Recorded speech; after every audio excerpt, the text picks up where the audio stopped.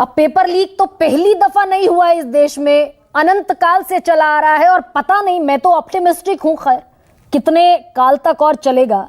लेकिन आज मैंने देखा एनएसयूआई का प्रोटेस्ट और बड़ी संजीदगी से सवाल पूछ रही हूं, क्योंकि ये मात्र 24 लाख का मसला नहीं है, करोड़ों में जाते हैं ऐसे स्टूडेंट्स की तादाद।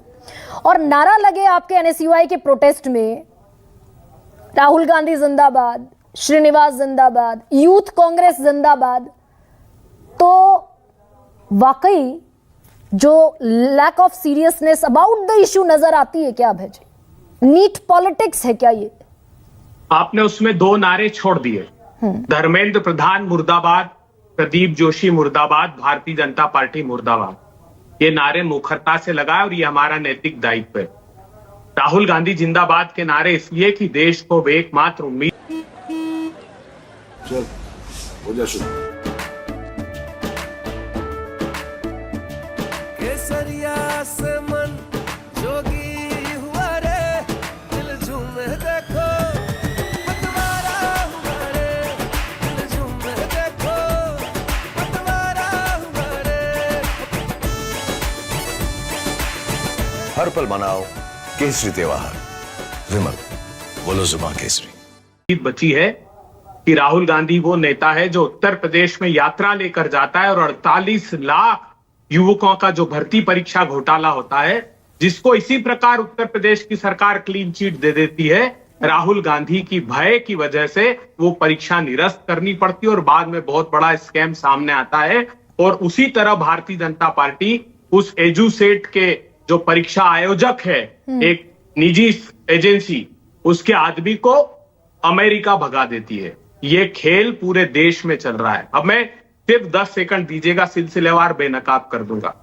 आज हमारी देश के संविधान की अभिभावक ने बहुत बड़ी मोहर लगा दी है सदन में यह कहकर कि यह पेपर लीक हुआ है, जबकि भारतीय जनता पार्टी की सरकार इसको मानने को तैयार नहीं है। मेरे विद्वान काबिल वकील दोस्त सुप्रीम कोर्ट के पीछे छुपना चाहते हैं।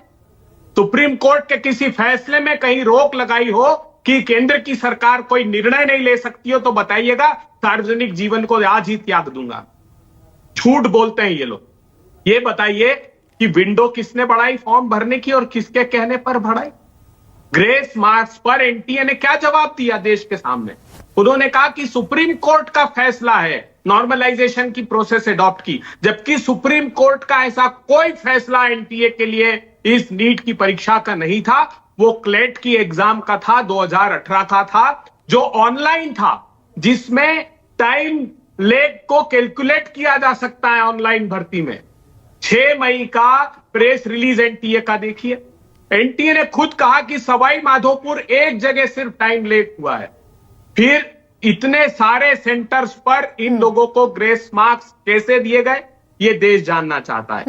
देश ये जानना चाहता है कि जब 5 मई को 6 मई को इस बात का पता लग गया, तब 47 दिन बाद 23 जून को सीबीआई को यह मुकदमा क्यों सौंपा गया?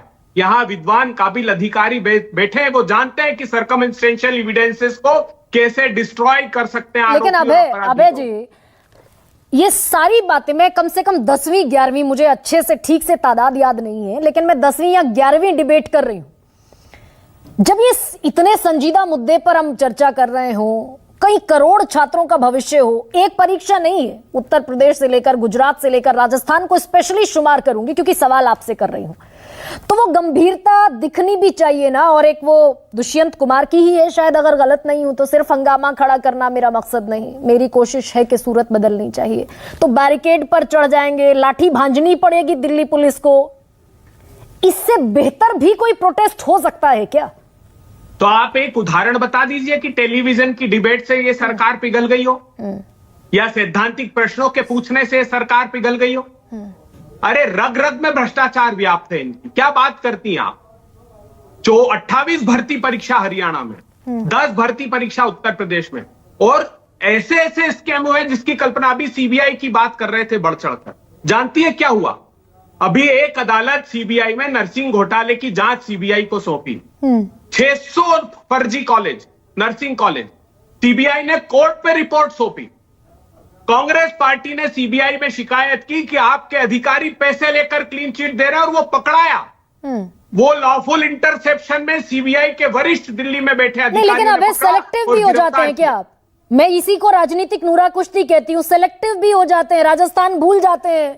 5 साल में 14 पर्चे लीक हुए, 14 सब कर लिया आपने। जैमर लगा दिया, इंटरनेट बंद कर दिया, कानून बना दिया, सब कर दिया, पर पेपर लीक आप राजस्थान में रोक नहीं पाए।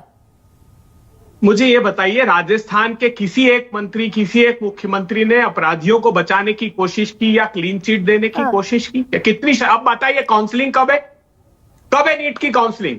अगर सीबीआई ये सिद्ध कर देती है कि ये पेपर लीक, और वो प्रामाणिक है, 6 राज्यों में अगर 29 लोगों की गिरफ्तारी हुई है और पहले वो जला हुआ पर्चा इस बात का प्रमाण था कि वही पेपर था, जब वो खुद अनुराग कोर्ट में ये कह रहा है, कोर्ट में बयान दर्ज हो रहे हैं पुलिस अधिकारी के कि उसने ये स्वीकार कर लिया है कि हूबहू वही पर्चा पेपर में आया था जो उसको और उसके 35 साथियों को दिया गया। नहीं, लेकिन तो यहाँ फिर इससे ज्यादा और प्रमाण क्या चाहिए? अनुराग यादव का, आयुष का कबूलनामा मैंने दिखाया अपने दर्शकों को, और मैं कहती हूँ ये ऑथेंटिसिटी से, अथॉरिटी से कह रही हूँ। 40-40 लाख, 30 लाख में पर्चे प्रदीप बिके। जोशी लेकिन अखिल भारतीय विद्यार्थी आप परिषद अगर ये का कह कार्यकर्ता दें, था। अबे दुबे सुनिए ना, अगर आप ये कह दें कि भाई किसी ने क्लीन चिट नहीं दी, किसी ने उनको शेल्टर नहीं दिया, तो रुके भी नहीं ना पेपर लीक। डॉक्टर आशुतोष